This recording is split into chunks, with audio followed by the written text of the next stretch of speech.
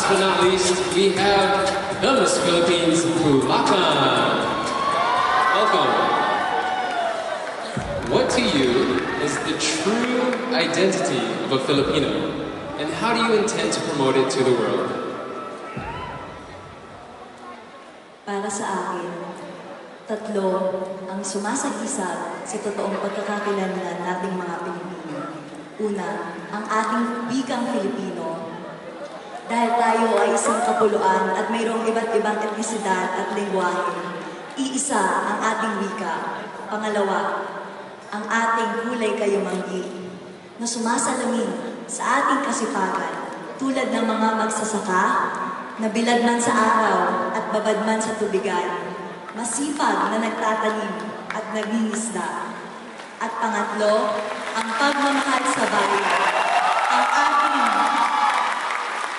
Ang ating pakikipaglaban para sa ating kasarinlan ay iisa. At ang tatlong ito ay ang aking advokasya upang mas mapaunlad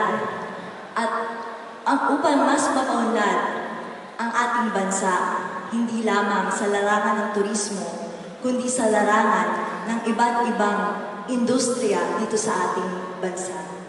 Dahil magagampanan na natin ito sa pamamagitan ng pagkatok sa Filipino diaspora, mga komunidad ng 12 milyong Pilipino na binubuo sa iba't ibang sulok ng mundo.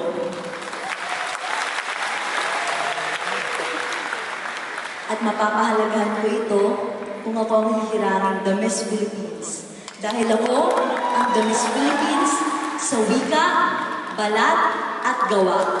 Magandang gabi.